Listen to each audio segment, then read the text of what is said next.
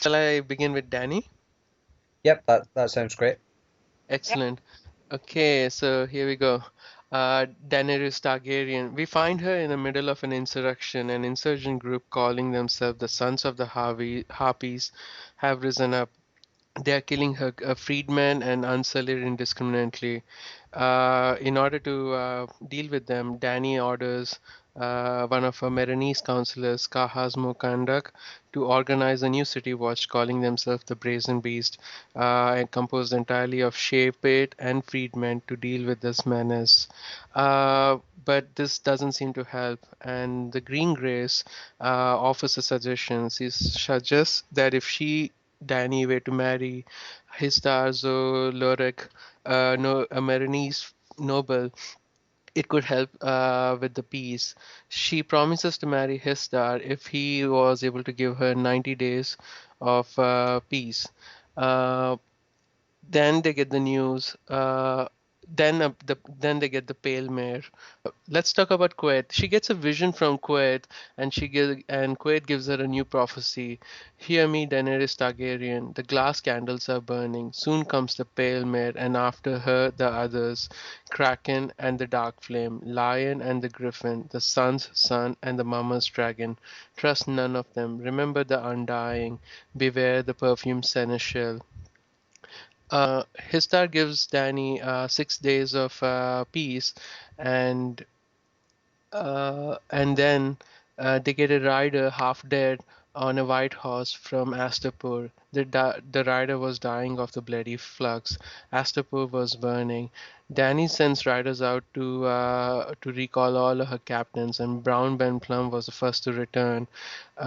He brings the news that the Yankish have taken Astapur. They tally the Yankish strength against theirs. Yankish have four Gascari companies and three mercenary companies. They are recruiting Golden Company and Volantis. Without the dragons, the victory would be difficult. Danny sends out the second sons to scout the enemy's strength and approach. Ben Plum uses this chance and defects to the Yankish cause. Danny has his treat with the Yankish.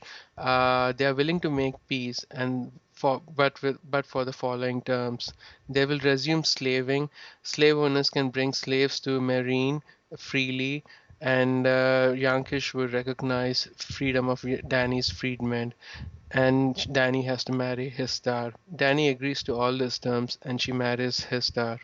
As the new king of Meereen, Histar opens the fighting pits.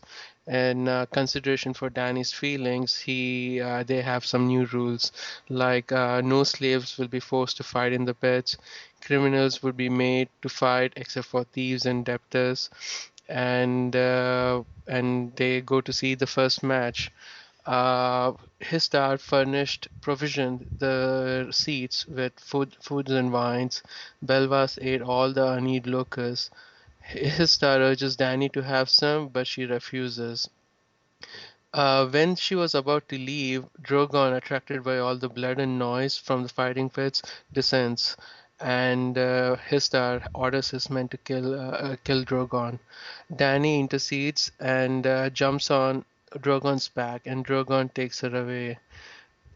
He takes Danny. Drogon takes Danny to a rocky island in the Dothraki Sea.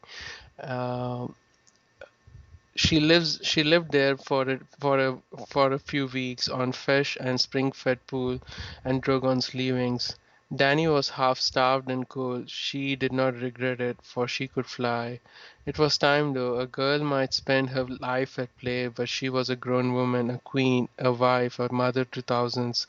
Her children needed her. She had to go back to Meereen. Flying was like learning to ride all over again. She tried to command him with her whip and words, but Drogon flew as he liked. No matter how far they flew, Drogon would bring her back every night to his new home. So Danny decided to leave the stony island and follow the small streams back to Meereen on foot.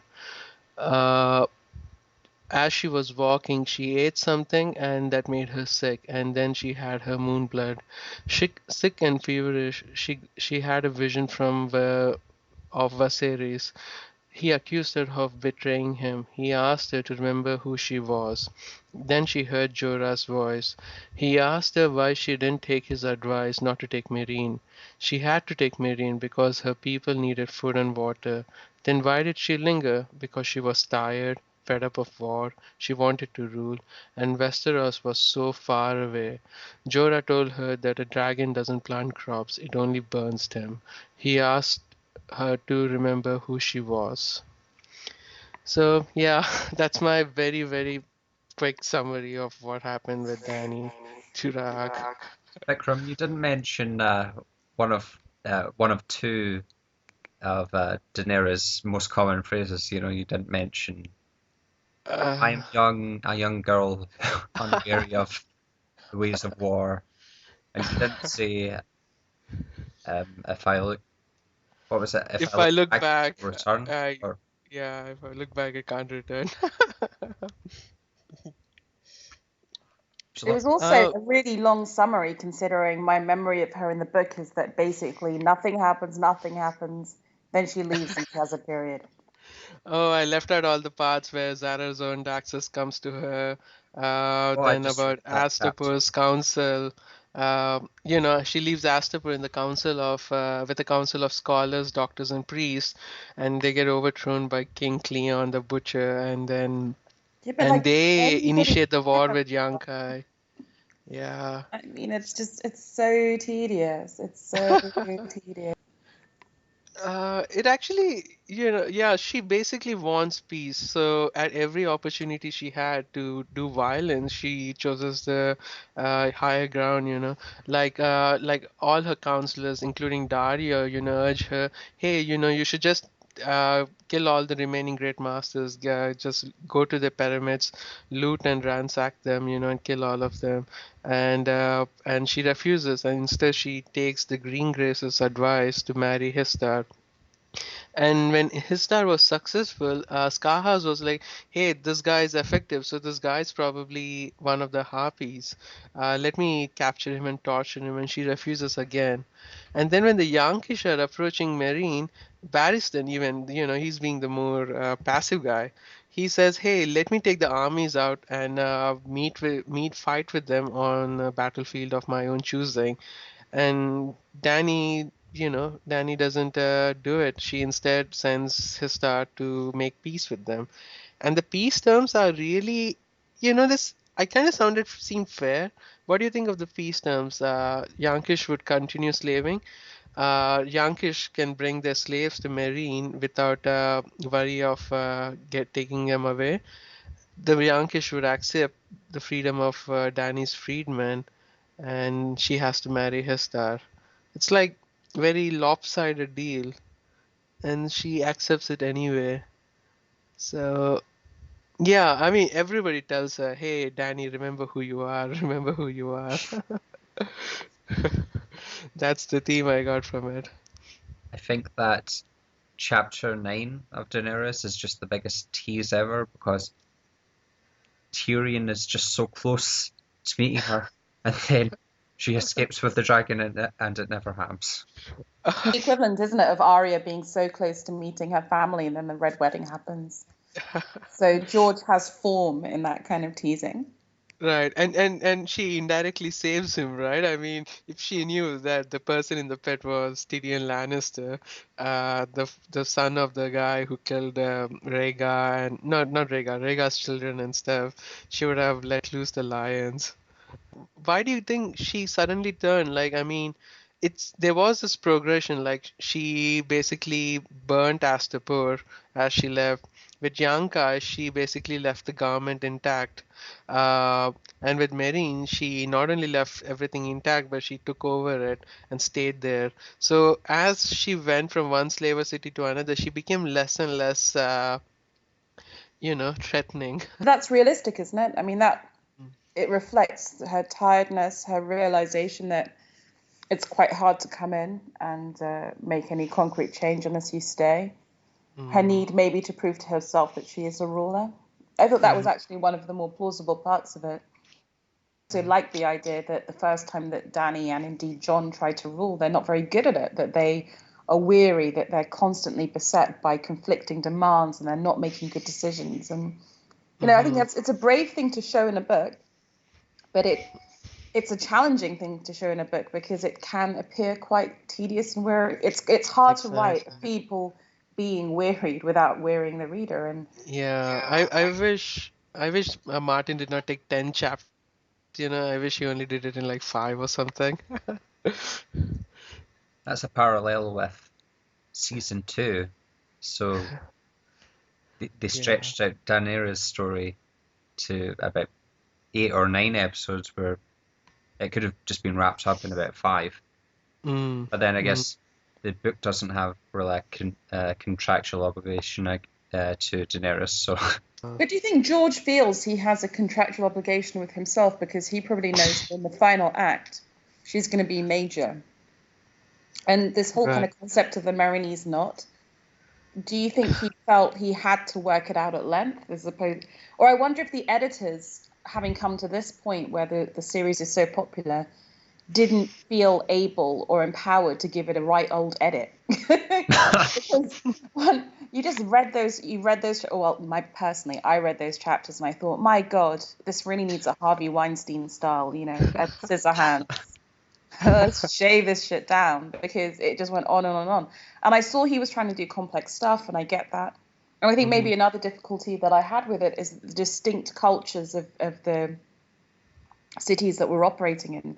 So Yunkai, Astapor, Meereen don't seem as credible or as real to me as the all the different. I mean, there's so many locations in Westeros, and maybe it's because I'm brought up in England and it's part of that history, the culture that we're sort of more used to. But wow, Mm-hmm. that's hard to tackle. So contractual obligations. I wonder if there's a point that editors now don't feel they can edit him, or whether he doesn't feel he can edit himself in some bizarre way.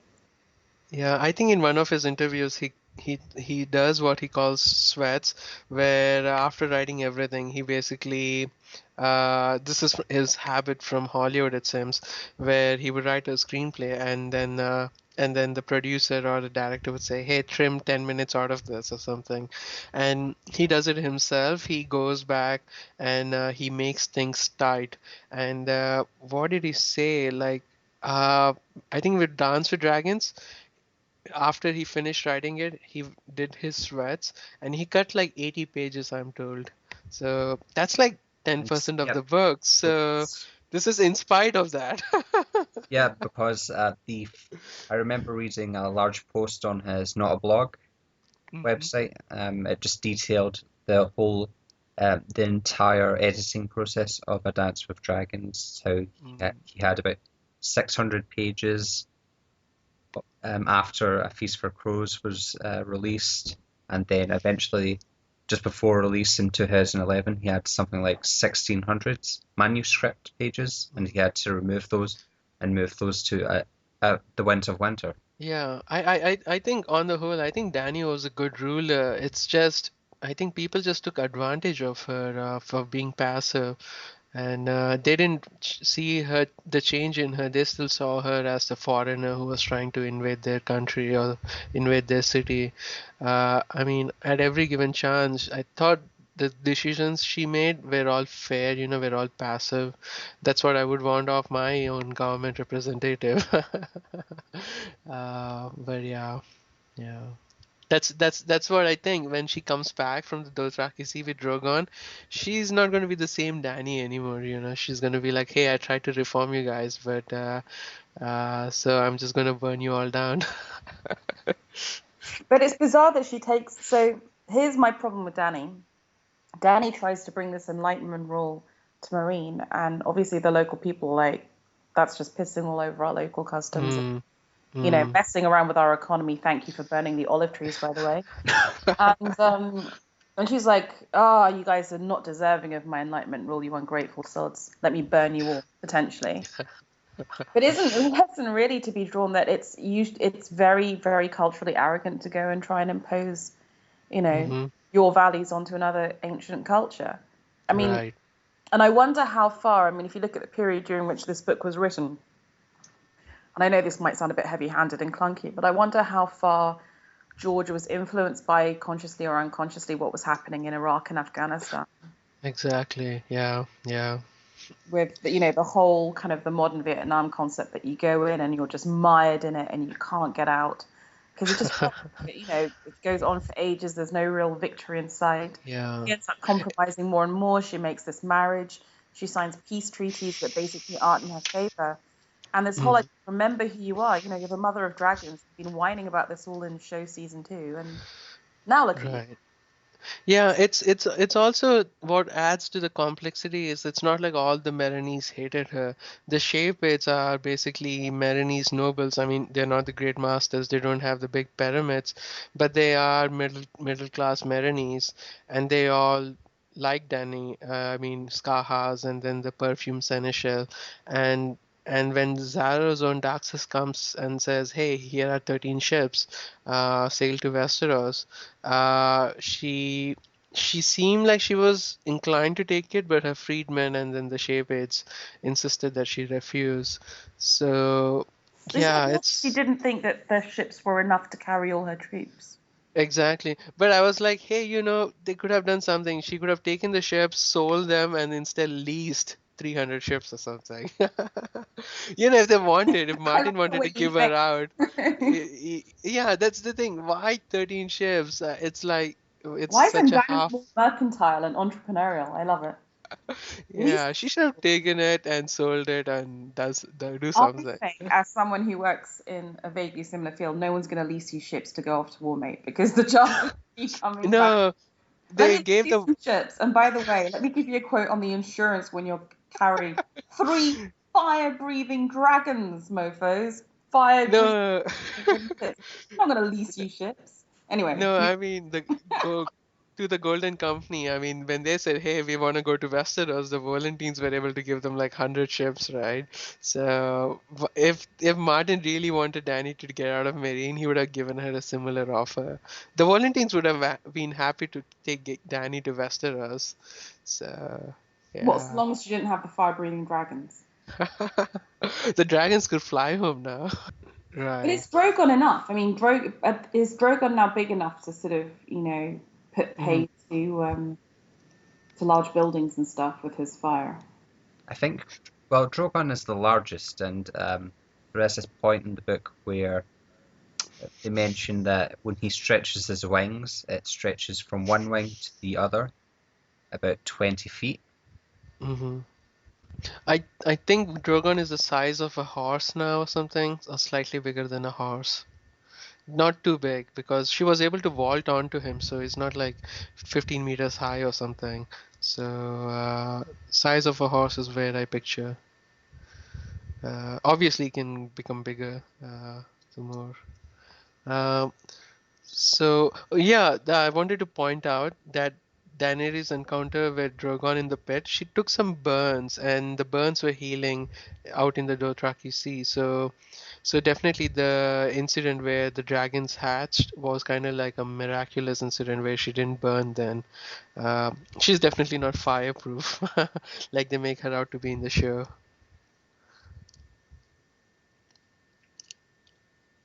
Yeah, I think I, that's I, an point. That's definitely an important point to raise. And I wonder yes, if the show ever gets that far, how viewers who haven't read the books are going to react to the whole Danny right. getting waylaid and defeatist.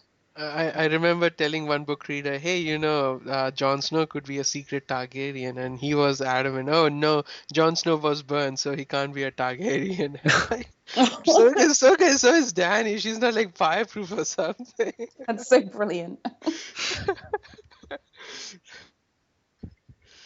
Yeah. Um, So did you come out of so explain to us why you picked Danny and whether if it's oh, because you liked her, like did you come out of Dance with Dragons more or less no, sympathetic to her?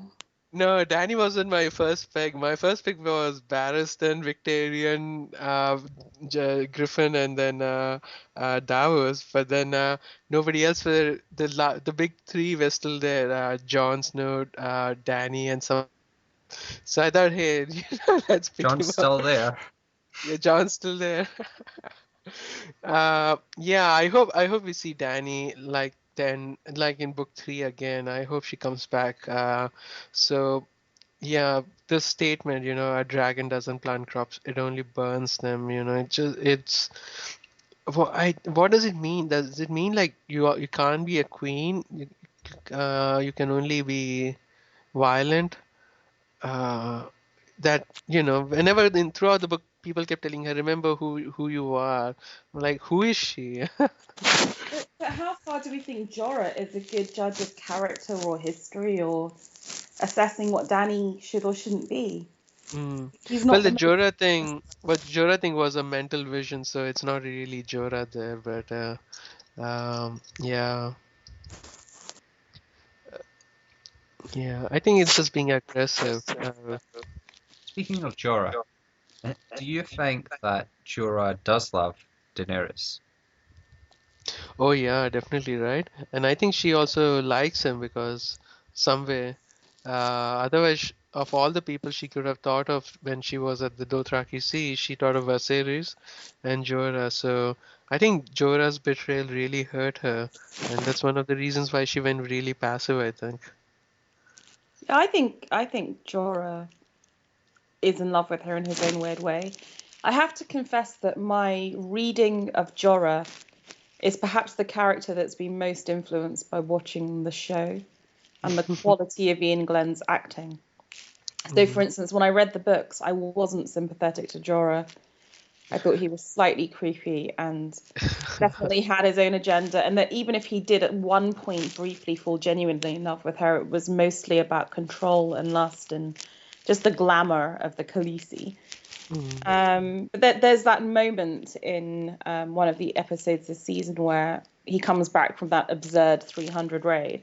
And she says, where's Dario? And you can literally see his heart break, which is it's a testament to Ian Glenn's acting. But, Mm. I suspect despite himself, he was probably a little bit in love with her, and that despite herself, she still thinks that she has that wonderful line, doesn't she, that he lied to me, he did all these horrible things to me, but still he loved me, and he did Right. advise me wisely on occasion. So I'm not surprised she would think of him when she's at her worst moment, Mm. because he was there. Like, she was sold into slavery by her brother, who was a complete dick. And this is before Khal Drogo and her had a proper sort of understanding. So Mhm. Jorah was the one guy who was by her side and guided her through this culture and Mhm. basically kept her sane. That's a Mhm. strong bond. I get Yeah, the and I get the impression that Jorah is still in love with, is it his second wife? That the one that was, the gold digger. the Hightower girl. Yeah. Yes, that's right. So he comments that she looks like Daenerys. So I think it's just he's looking for someone like that, and he sees Daenerys with a similar image. I Um, Mm. wonder if he's quite a romantic with a capital R, whether having been in love with this woman but done some really nefarious stuff to keep her happy, and ended up in this awful, humiliating, prideless situation. Mm. Whether by being the kind of the guide, the father figure to Dany, he's in his mind that makes him a kind of this wonderful protecting father figure of honor. And I always think with Jorah, maybe he has this weird kind of dual track mind where he can almost forget he's betraying her and think of himself in a much more noble light as her one Westerosi knight against, protecting her from the Khal and everyone else. So, Mhm. but yeah, I think he's probably slightly romantic despite all the kind of stuff he gets up to. Yeah, good points. Good points. And yeah, he must have been really in love with that wife to go to do what he did. Proofs in the pudding. Pretty heinous for a knight from Westeros. Um, okay, so when Danny is set to marry Histar, Barristan and Selmy objects, and then they talk about Rhaegar and Lyanna's marriage, and then also Aerys and his wife's marriage, and they talked about how his mother and father never had a good marriage, and they only married because this Woods Witch prophesied that the prince who would be born, or the prince who would be promised, would be born of their bloodline. And this wood witch was brought to court by Jenny of Oldstones, who claimed she was children of the forest, and Jenny of Oldstones died at Summer Hall. So even Barristan's not kind of sure about the merits of arranged marriage versus a love marriage. So he kind of finds is like on one side, hey, here's a bunch of arranged marriages, they didn't work out. Hey, but then here's Jenny of Oldstones and Duncan the Small, who married for love, and that didn't work out either. So, yeah. So we see Summer Hall here again, and do you guys think that this Woods Witch is really a Children of the Forest, or who? Um, Good question. Yeah, I'm not sure. right. It's the children of the forest who escorted Bran into the tunnels and everything. She did say that she lived in the south for a while, right? She's over like 200 years old, and she can speak the common tongue because she was out of the wall.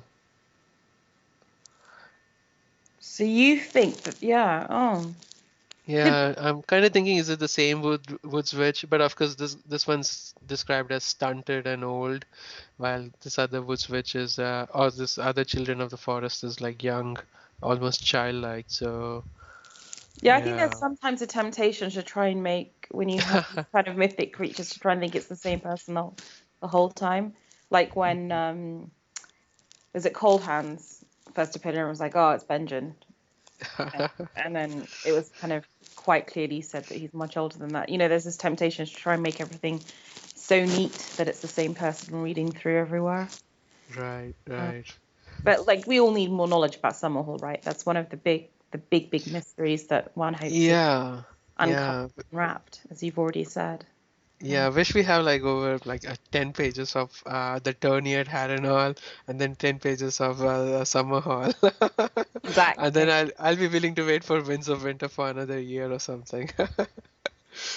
It's a good point, though. Are we getting another Dunk and Egg story soon? Is there one coming out between Right, now? it's in the Dangerous Women, and it's gonna have Dance with Dragons, I think that's what they call.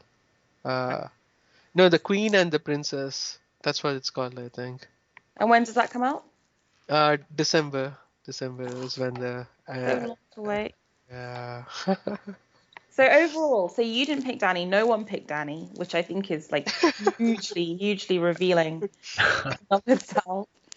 But in general, you guys, like start of Dance with Dragons, end of Dance with Dragons, were you more or less sympathetic to Danny? I think that let's see. Well, Daenerys is I think since the third book, I've just not liked reading her chapters. So let's see.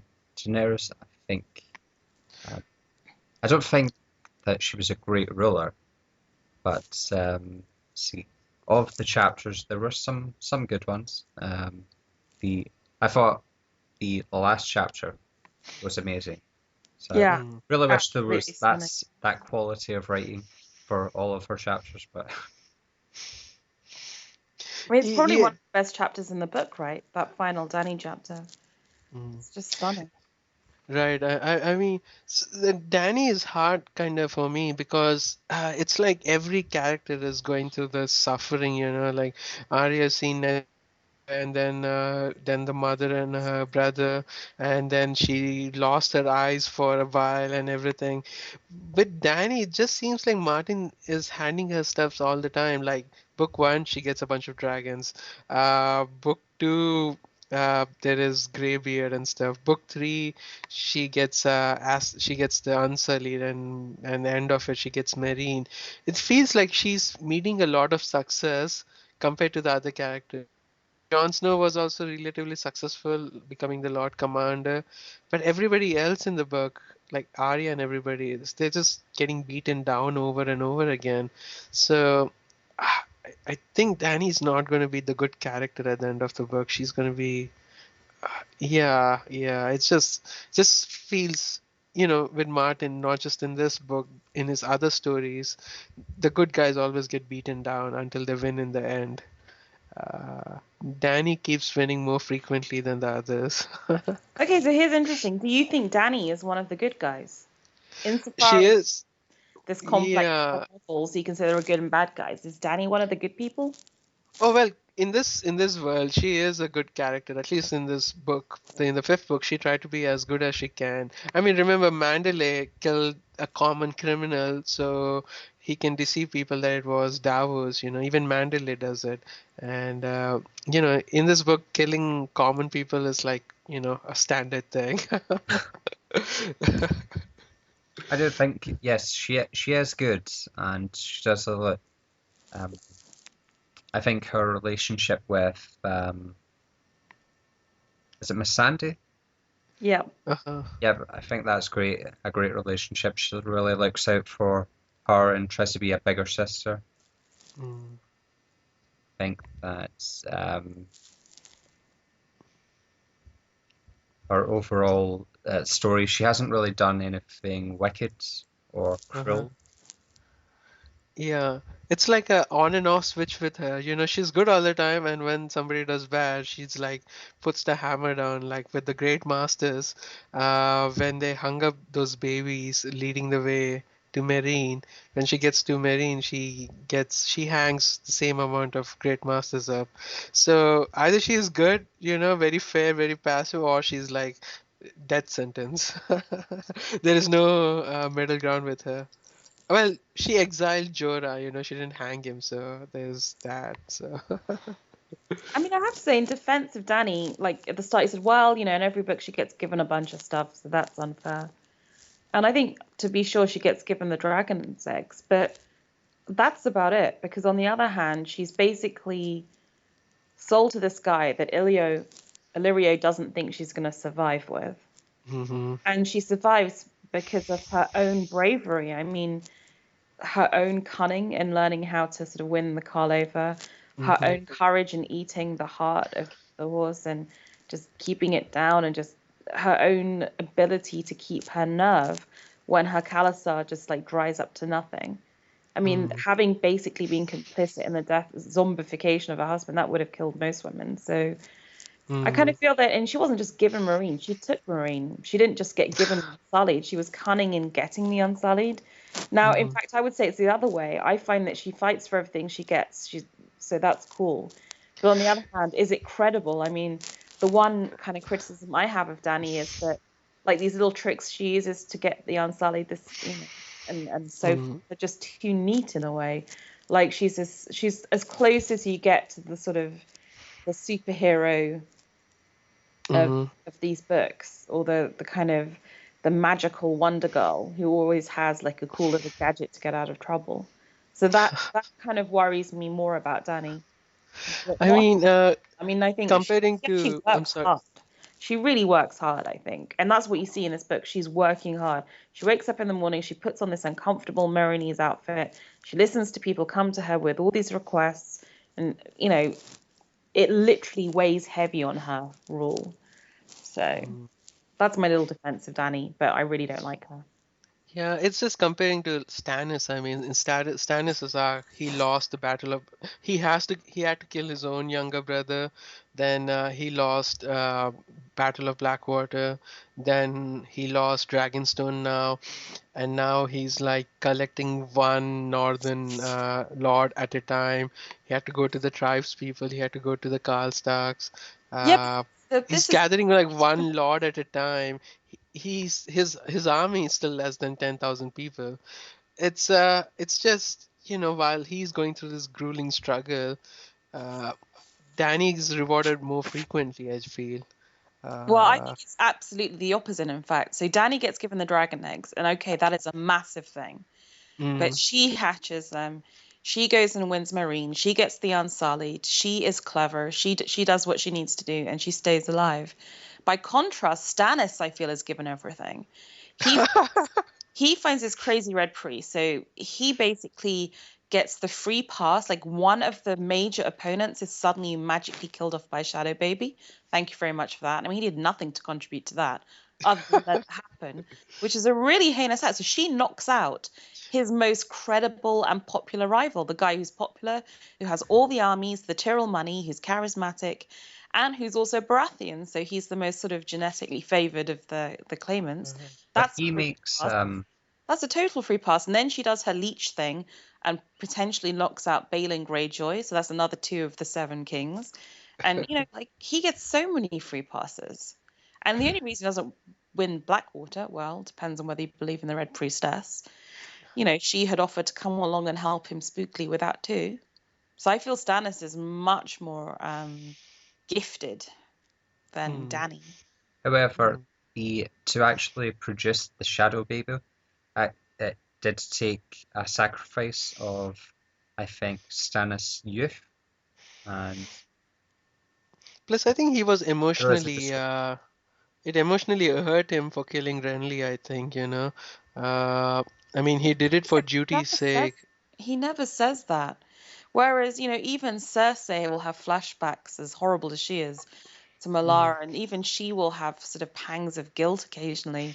Do you think Stannis really feels bad for Renly's death, or do you think he's just so self-justified that he thinks, well, it was I a fault for I, going fe- against I remember reading somewhere, he felt bad for it. I could be confusing this with a TV show or something. Uh, but him talking to Davos or something about Renly's death. That was Uh, in the TV show. that was in the TV, so I'm I'm not sure sorry. if it was in the books, but it was in the TV show. I'm sorry then. And don't get me wrong, I love where Stannis is today. I love the fact that he did go and go to the north and go to the wall, and that he does put the realm before his own claim. I think he's just turned into maybe the guy who could be a good king, or perhaps the best king. But I just feel that people give him a bit too much of a free pass over killing Renly, just as people are willing a little bit too much to give Arya and Tyrion free passes because they love them for some of the nastier stuff they do. That's about all the points I had. No, I think Dany, what can I say? I think the first chapter's fascinating. Her role in whatever prophecies are there is fascinating. Is she some kind of part of the Azor Ahai thing? Is she all that's fascinating, but I don't find her fascinating. I find her really, really boring to read. Well, Did you see that thing on the forums today about this one article where there's 12 predictions for the Winds of Winter? And one of the storylines, that they predict is that she will reunite the Khalasar, which I think is totally plausible and would be awesome. So that was what I was thinking, not that she was going to destroy this Khalasar, but actually join them and become Khaleesi of that Khalasar.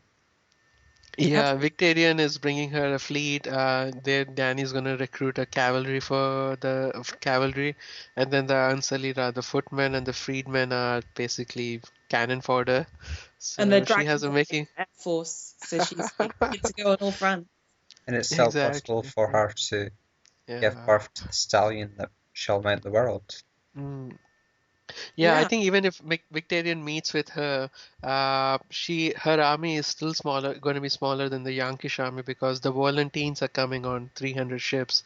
So she definitely needs the cavalry if she has to come out ahead of this battle. So let's hope she does it.